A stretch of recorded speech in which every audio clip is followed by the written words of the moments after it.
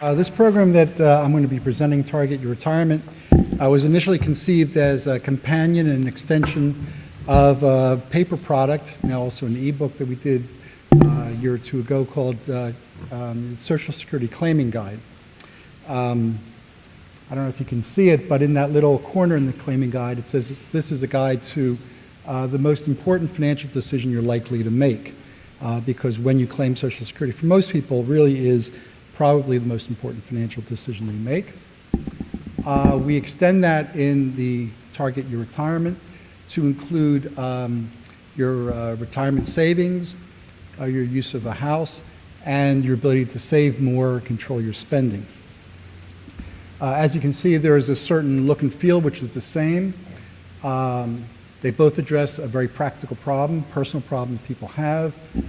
The explainer, the value proposition, as it were, in the Target program is an action plan for Americans approaching retirement. And instead of that one square element where we give the explainer and the claiming guide on the cover, we put our logo. And we do that because we think trust is really important in delivering financial information. And we want to assure people that this is coming from an academic source, and therefore there's no potential conflict of interest, and the information they get is probably reliable. The program starts with an animation, and the animation is designed to create an emotional bond between us and the user. The animation says if you're worried about retirement, you're not alone. Social Security and pensions are not replacing as much of your pre-retirement income as they were in the past, and retirements now last decades. So yes, we have a problem, but you're not alone. We know about that. And one thing in the way we present this information, there's a narration, there's an animation, and we also say important things in text. This is because people learn in different ways, and we want to reinforce the message using these various modes of communication.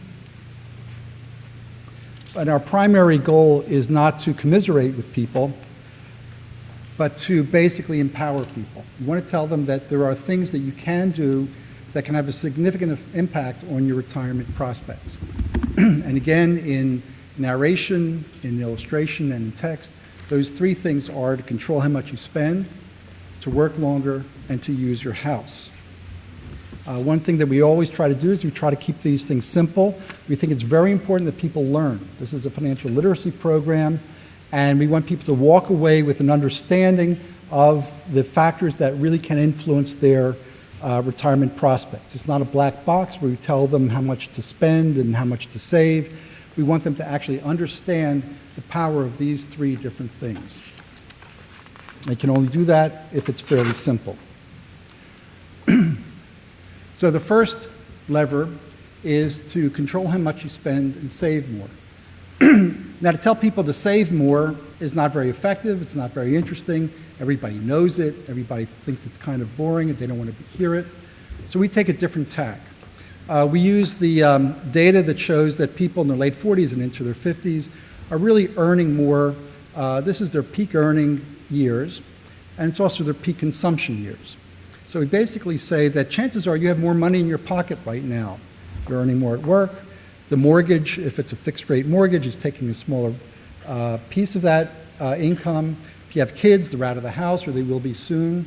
So you have more money in your pocket. And if so, you have a choice. And what do most people do? They spend it. They feel good about life. They go out to eat. They buy a nicer car. And that's a choice. It's a choice that a lot of people don't realize that they have a choice because the money's in their pocket, and what you do is you spend it. And so we want to alert people that if you do that, you might have a hard time sustaining that lifestyle when you hit retirement. So the alternative is to control how much you spend, have a more sustainable lifestyle, and also have more money in your pocket, in your accounts, when you get to retirement.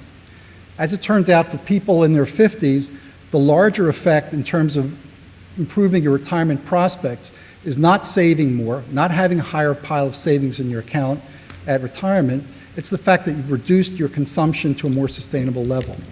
If you save $1,000 a year, at 10 years, forgetting about interest, you'll have $10,000.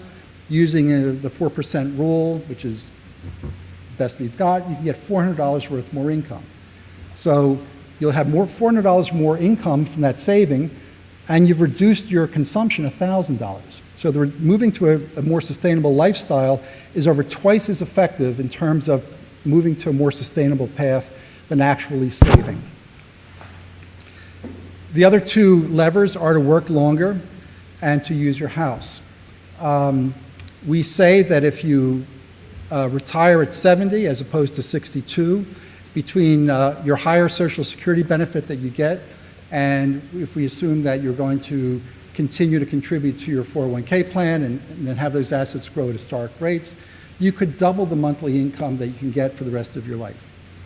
Whenever I tell anybody that, or even the more conservative, that your Social Security benefit would be at least 76% higher, their jaw drops. I think this is probably the most important fact that people need to know approaching retirement.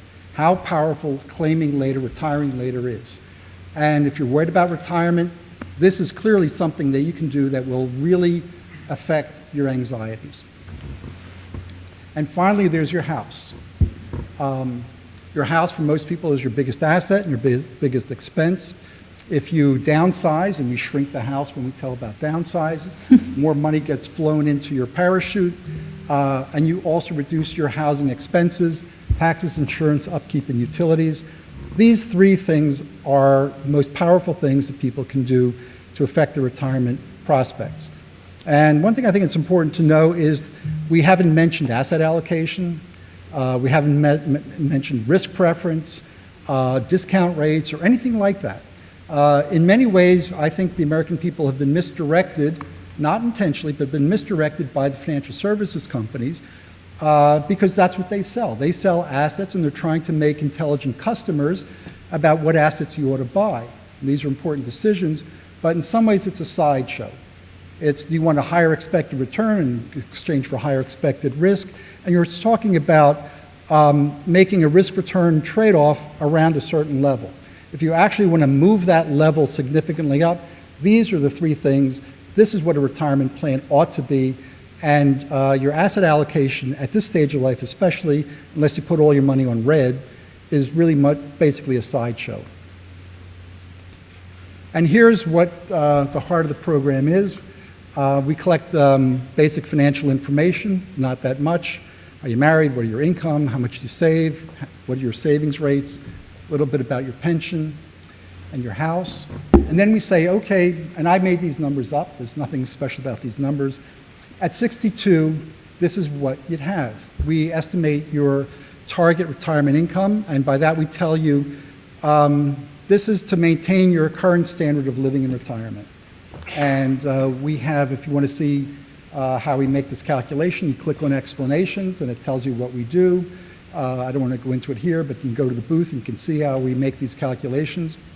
And this is what we think is the normal yardstick for people to understand what they're going to have in retirement. If you want to travel, that's your business. If you want to volunteer, that's your business.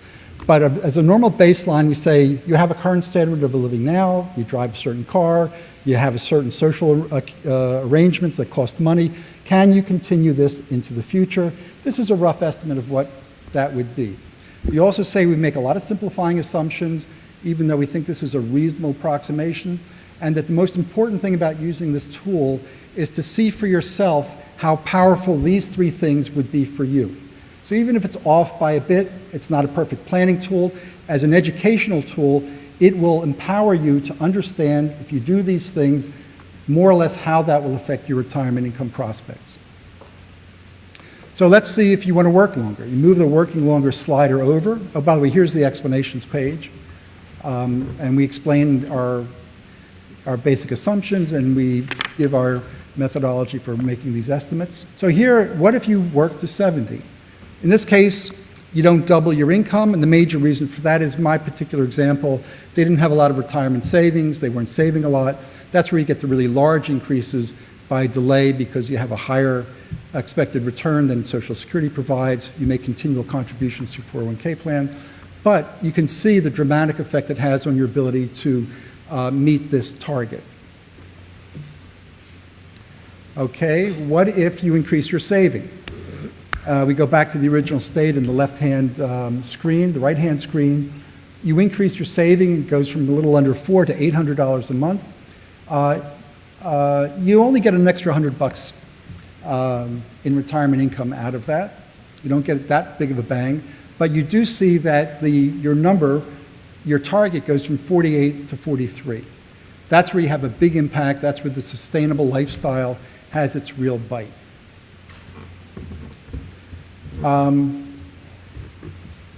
And here what we have is, okay, what if you also downsize? You click downsize. This is information we collect. We ask you, if you move to a less expensive house, how much equity would be released. We actually charge you 5% for transaction costs. Maybe you should charge a little more, but we take 5. And we add that to your savings.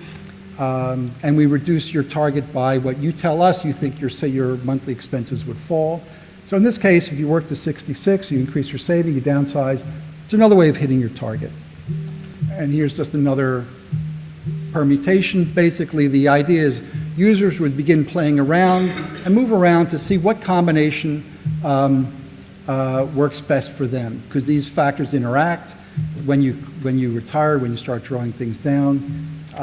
It also affects your tax. We calculate your tax in retirement. So the more money you make, that also raises your target. And what's really kind of interesting about this particular tool is we address risk. We only address 2 risks. We say, well, what if the market tanks? And we don't give you Monte Carlo results. We don't give you dispersion cones and probability things like that people have a very hard time understanding. What we say is, what if returns were like they were in the past 10 years? Something they actually lived through, they understand. That was bad returns. That could happen again. And we show you. Again, in this particular example, they weren't that dependent on financial assets, so there's not a great difference in their retirement income. Goes down $200. But it depends on how dependent you are on financial assets, and it's a way of experience risk. We also tell users at this point that if you have a bad market, very often you have a bad employment market at the same time. So you might not be able to work as long as you project. You might get laid off. You might not be able to find another job. So you should also think about a plan that if you do not work as long as you plan here, you'd still be okay if you had to retire a couple of years earlier. So we do that in the narration. We don't do that in a separate checkbox. And finally, we say another risk. It's really not a risk, it's an expectation, but we call it a risk. What happens if your spouse dies? Now, the survivor of a couple has historically often had a very hard time financially. And this issue is often not considered explicitly in a lot of retirement planning tools. We think it's critically important. We don't think married men are cads. They just aren't aware. And I think that we want to make them aware of what's the likely impact on your survivor's benefit of your death. So you get the higher of the 2 Social Security benefits. The way we model retirement saving, it's kind of a constant income. So the major effect is your pension. So we ask some information about your pension. Is it inflation-proofed? What's the survivor benefit? And we reduce the target using a rule of thumb of 70%. The survivor needs 70%. And we want to make people aware that this has got to be part of their plan. Okay, just want to show you the test results. There's some other stuff at the end. Before people did this tool, surprise, surprise, we asked, what is a significant strategy for improving your retirement prospects? 97% said, oh, saving more, that's a significant strategy. After, 97%. But before they took it, what about working longer? 13%. What about using your house? 21%. After taking target, these people learned exactly what we wanted them to learn, that these things are significant strategies. And what's more, a week later, these learnings actually went up even more. Am I over? You're about. Okay, then this is the printout. Here's your plan. We tell you a little bit of information on how to put these things into effect.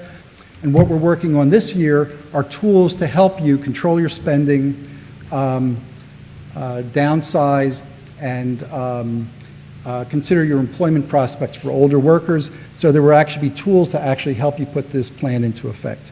So come back next year and we'll show you more. Thank you.